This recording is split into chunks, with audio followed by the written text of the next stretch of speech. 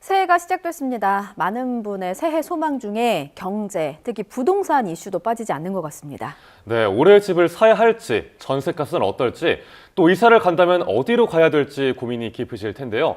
오늘 뉴스라이더에서는 올해 부동산 시장 짚어보는 시간 마련했습니다. 김인만 부동산 경제연구소 소장 모셨습니다. 어서 오세요. 어서 오세요. 안녕하세요. 네, 소장님 새해 복 많이 받으세요. 네, 새해 복 많이 받으세요. 부동산 시장에도 복이 왔으면 하는 마음으로 네. 오늘 인터뷰 좀 시작해 보겠습니다. 일단 진단이 있어야 올해 부동산 시장 해법도 있을 것 같아서요. 네네. 지난해 부동산 시장을 한마디로 정리한다면 뭐라고 표현하시겠습니까? 요즘 영화관에 가니까 서울의 봄이라는 영화가 굉장히 히트를 치고 있더라고요. 예. 저는 2023년 이제 작년이죠. 부동산 시장을 정리한다면 부동산의 봄 아닐까 싶습니다. 일단 왜 제가 봄이라고 했냐면 예. 일단 여름까지 가지는 못했는 것 같고요. 작년 1월은 굉장히 추웠거든요. 둔촌주공, 올림픽파크 예. 포레온 또 미계약이 날 정도로 굉장히 추웠고 규제를 풀었는데 반등에는 성공했습니다. 어느 정도 이제 상승 전환은 됐는데 추석 이후에 부동산 시장이 다시 꺾이면서 찬바람이 불었거든요. 봄 다음에 여름으로 가지는 못하고요. 봄에서 지금 다시 겨울로 가느냐, 봄을 유지하느냐 지금 기로에 서 있기 때문에 저는 봄이라고 보여집니다. 꽃샘추위 정도로 이해하면 되겠습니까? 꽃샘추위가 될지 이게 진짜 10월에 한파가 올지는 지금은 가늠할 수가 없고요. 앞으로 네. 금리라든지 여러 가지 상황을 좀 예의주시를 해야 될 것 같습니다. 네, 예. 방금 그 말씀해주신 금리라든지 그런 변수가 아무래도 제일 클 것 같은데 네네. 올해 금리 향방은 시장에 어떻게 영향을 줄까요?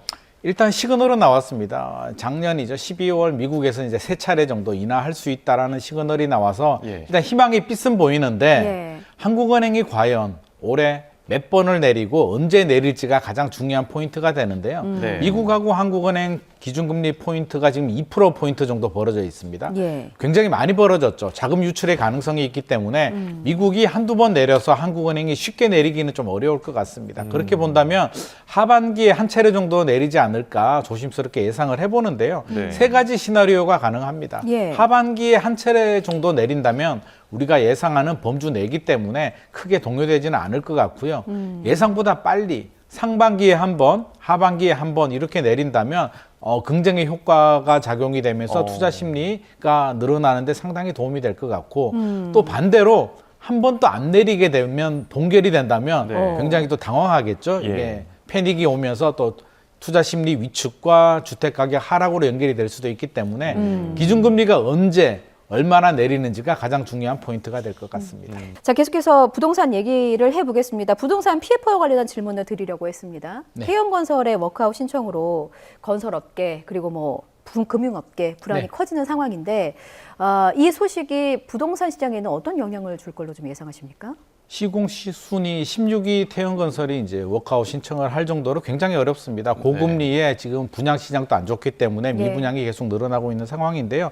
일단 최악의 상황은 금융위기까지도 번질 수가 있습니다. PF 잔액이 134조 원 정도 되는데 일단 최악의 상황이고요. 아마 정부와 금융당국은 수습하는데 지금 여러 가지 노력들을 하고 있기 때문에 네. 최악의 상황까지는 안 가리라고 저는 믿고 싶고 그렇게 되리라고 생각하는데 그래도 예. 영향은 받을 것 같습니다. 일단 투자 심리가 상당히 위축이 될 것 같고요. 내가 분양받은 아파트 또는 분양받을 아파트가 미분양 또는 워크아웃 우려가 있기 때문에 상당히 조심스러운 부분이 있고 중장기적으로는 또 공급 감소 우려가 있기 때문에 네. 여러 가지 영향을 받을 수가 있습니다. 결국에는 또 이게 아이러니하게도 PF 문제가 심각해진다면 금리 인하 시기가 좀 더 빨라질 수도 있습니다. 가계부채 관리를 해야 되겠지만 지금 기업 부채가 문제가 되고 있기 때문에 예. 결국에는 금리를 상반기에 내릴 수 있다라는 목소리에 힘을 싣고 있기 때문에 여러 가지로 지금 기준금리와 PF가 맞물려 있는 상황입니다.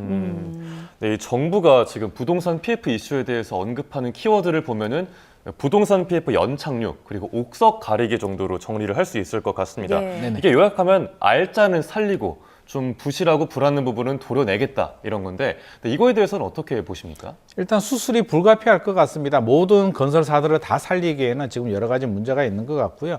총선이 4월에 있기 때문에 총선 전에 수술을 하기는 현실적으로 좀 부담스러울 것 같고 총선이 지나면 본격적인 수술에 들어갈 것 같은데요. 살려야 되는 건설사, 살리지 않아야 되는 건설사를 아마 구분을 해서 살리지 않아야 되는 건설사들은 과감한 구조조정이 들어갈 것 같은데 수분양자나 협력회사들의 피해는 또 최소화하겠다라고 하니까 우리 분양받으신 분들은 예. 너무 걱정하실 필요는 없을 것 같고요. 예. 추가적으로 지금 뭐 자금 지원뿐만 아니라 지방의 미분양이 여전히 높은 수준이기 때문에 지방 미분양을 소진시키는 대책도 추가로 나와야 될 것으로 예상이 됩니다. 네. 미분양 문제 잠시 후에 짚어보고요. 앞서 부동산 PF 이슈 때문에 이제 공급 감소라는 여파를 이제 받게 된다라고 진단을 해주셨는데 네네. 부동산 PF 부실 문제 말고도 인건비도 올랐고 원자재 값도 올랐고 참 여러 가지 부동산 시장을 좀 얼어붙게 하는 요인들이 있었던 것 같습니다.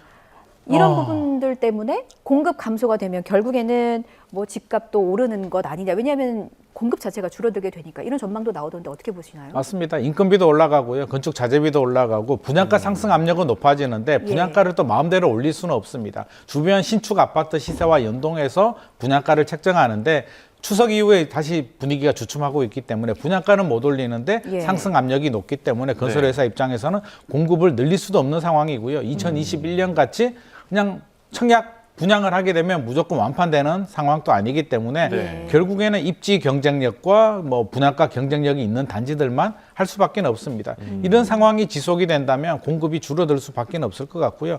추가적으로 또 전세 가격도 상승하고 있기 때문에 여러 가지 중장기적으로는 공급 감소, 전세 상승, 또 여러 가지 최근에 또 조정되는 부분 감안해 본다면 중장기적으로 상승 압력으로는 분명히 작용할 수가 있는데요. 예. 2024년 올해 공급이 부족해져서 바로 집값이 크게 올라가느냐 그러지는 않을 것 같습니다. 이게 1년, 2년, 3년 누적이 된다면 상승 압력으로 작용되는 것은 분명한 사실인 것 같습니다.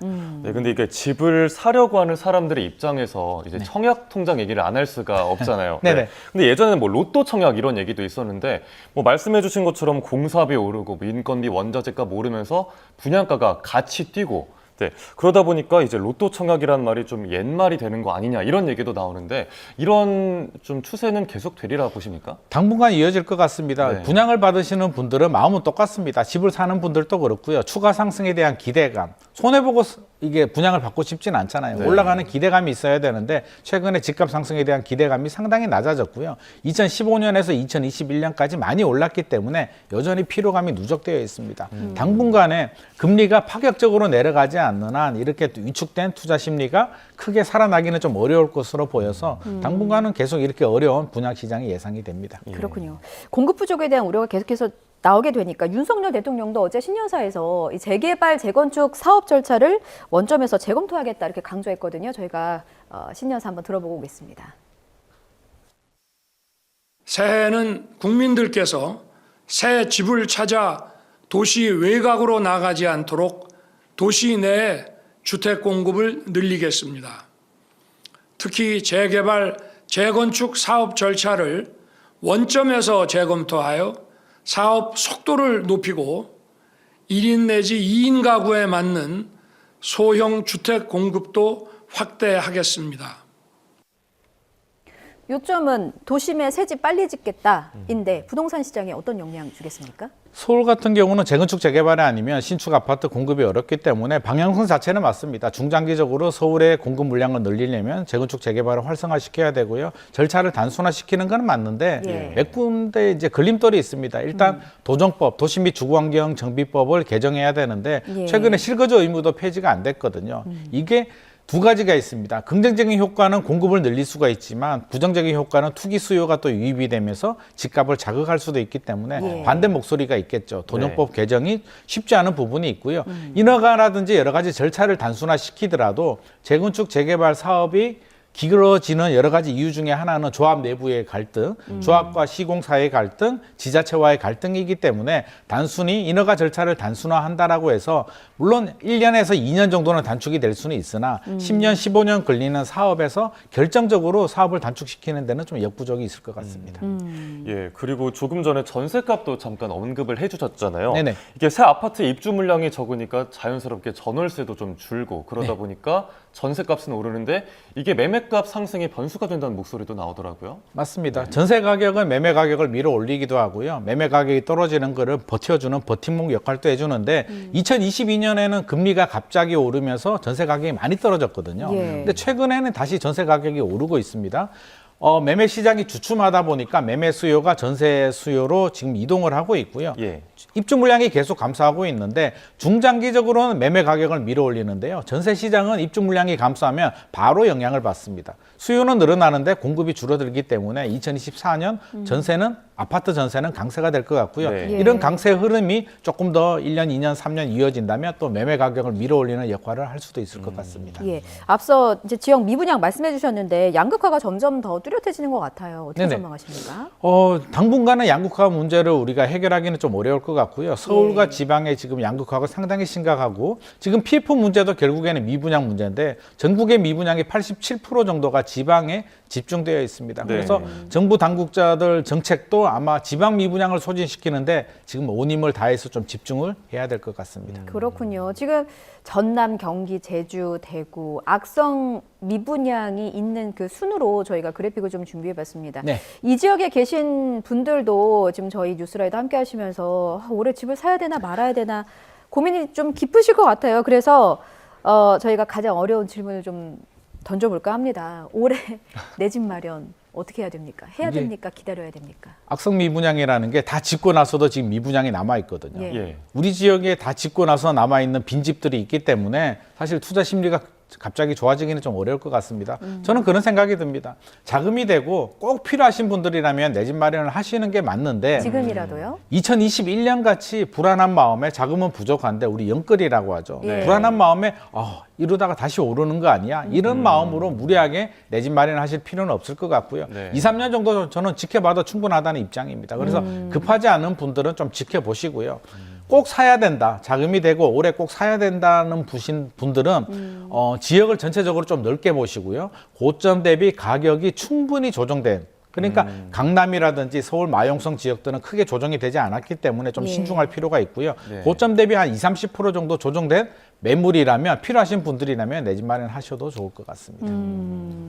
이게 그 지역별로 좀 네네. 사정이 다르잖아요. 앞서 뭐 강남이랑 마영성도 짚어주셨고 이제 지역에 있는 미분양 사태도 좀 짚어주셨는데 지역별로 실수요자분들의 사정이 다 각기 다를 것 같습니다. 그래서 네네. 어느 지역에서 어느 정도의 시그널이 있으면 지금은 좀 집을 사도 되는 타이밍인가 네네. 보다라고 알 수 있을까요? 우리가 이제 서울에서 핵심 지역이라고 하는 강남 3구, 용산구 지역들은 아직도 규제 지역에 묶여 있는데요. 저는 예. 규제 지역이 풀리기를 좀 기다리라고 말씀드리고 싶습니다.